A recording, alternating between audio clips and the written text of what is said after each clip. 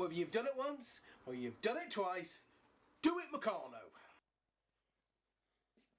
Hi. If you want even more Meccano goodness, why don't you check out my Patreon channel? And please like and subscribe and leave a comment below.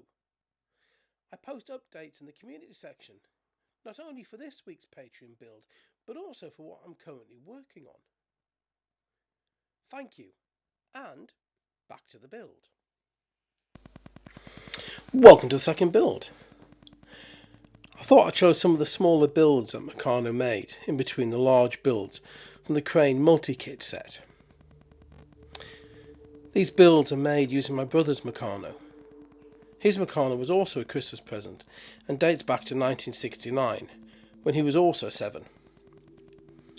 Our father believed that 7 was the age to start to learn about all things Meccano based. My brother got a set 3 and then a set 3A for his birthday later in the year. For those of you who don't know what the A sets were, they were the missing parts needed to make up to the next set. So a set 3A made your set 3 up to a set 4 and so on. At some point I will do a review of a set 7A that I have in storage here, purchased by my father around the same time he brought my brother his set.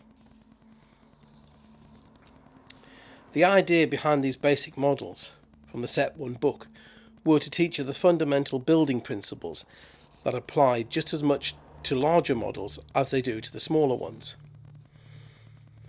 This model of the acrobat is one of Meccano's oldest recurring themes. I have an example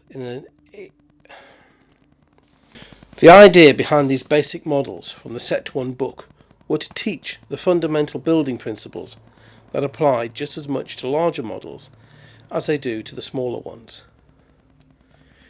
This model is the acrobat and is one of Meccano's oldest recurring themes. I have an example in a set of 1918 instructions, and while the mechanism might be different, the action is still the same. The basic construction principles in this case are a rising cam, B, how to join strips together, and finally C, locking nuts. My apologies about the poor camera angle. I didn't check the battery on my main camera, so apart from the 10 seconds or so at the beginning of the video, there is only my second camera footage. This YouTube malarkey has a few things you need to learn. The construction of the acrobat starts with a base. This is a flange plate, with the 2 trunnions giving the support for the upright support for the frame. The uprights are made using 5.5-inch strips, with a crank handle at the bottom and a rod at the top. Each of them is fitted with a number 22 1-inch pulley, and then attached via an elastic band. The acrobat himself is made from 2 flat trunnions for the torso. The arms are curved strips attached at the shoulder with angle brackets. The legs are flat strips, again attached at the hips via angle brackets. These joints were all done with locking nuts to allow free movement. The head is a bush wheel attached with a fish plate. The acrobat's motion comes from turning the crank handle, which transfers power to the top bar via the elastic band. The bolt on the top pulley makes contact with that which has been attached to the right arm. This action is the rising cam that makes the acrobat pull up and over the bar. I'm swapping out the standard bolt for a longer one to make a positive contact when the crank is turned. When I test built this model, I found that the action was poor just using a recommended bolt. Changing it to a longer bolt makes for a more positive and regular action. One of the challenges that Frank Hornby wanted to achieve with Meccano was to make young minds think, to be faced with problems and have to solve them. So even with the first and most basic of models, you're faced with an issue that the action does not quite work as well as it should do, leading to the unwritten questions: What can I do to make it better? Are my plans incorrect? As an engineer, what do I have to do to solve this problem?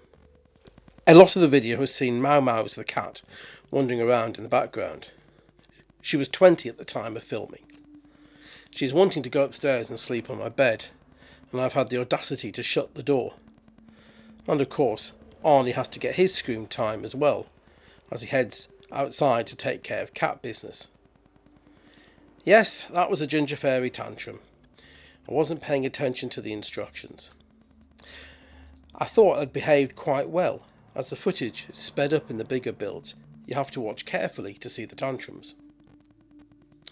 In the test build, I had used drive belts to power the pulleys, and found the pressure that they put in the upright strips was too great and led to warping. Some of that stress can be seen here, even with the elastic bands I am using. The second build is a tricycle delivery truck. This model depicts a three-wheeled motor-powered vehicle. I can imagine having something like a two-stroke engine as a power unit. This type of vehicle can still be seen on the roads in some Balkan states and the Carpathian Basin. And if you watch the dashcam footage captured in these countries, you will come to realise that these vehicles have a mind of their own and cause mayhem on the roads. The model is a simple construction, starting with the framework around the load bed. It also introduces the use of flexible plastic plates, in this case 193 and 194. I previously stated my dislike of bending plates, and for this reason I quite like the plastic ones. However, they don't feel right. I know, I'm never happy. With these plates being 50 plus years old, they're starting to show their age and crack. I need to track down some newer replacement ones as spares. The rest of the load bed is made up of a flange plate and trunnions for the axles to run through. The framework for the seat, and also I would imagine the motor, is made up from flat strips, a flat trunnion and a bush wheel. This task requires a lot of hand-eye coordination and thinner fingers than I have.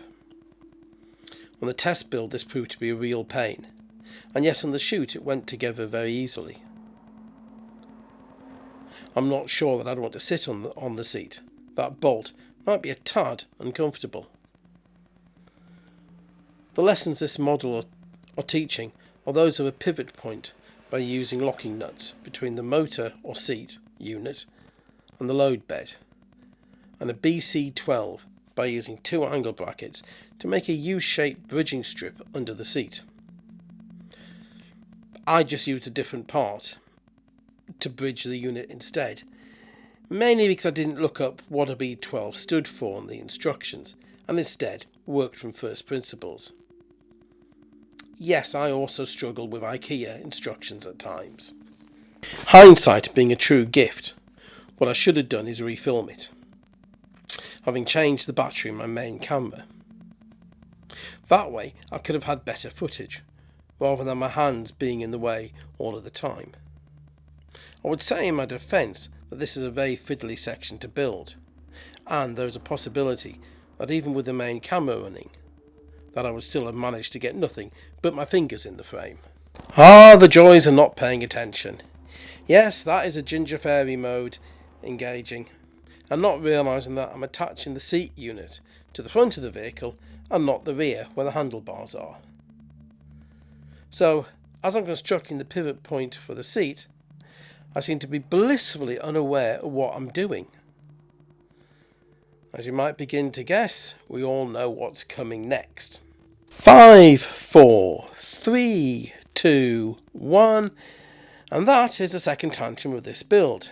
I rage against the futility of my own ineptness at times.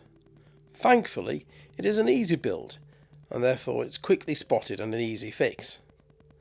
Now I could say that I intend to do these things to happen for comedic effect, to draw titter from those that watch. Trust me, I don't. I also managed to not put the washer back on at the pivot point. At times, I despair. It amazes me how at times getting the thread to engage on a nut and bolt is so difficult.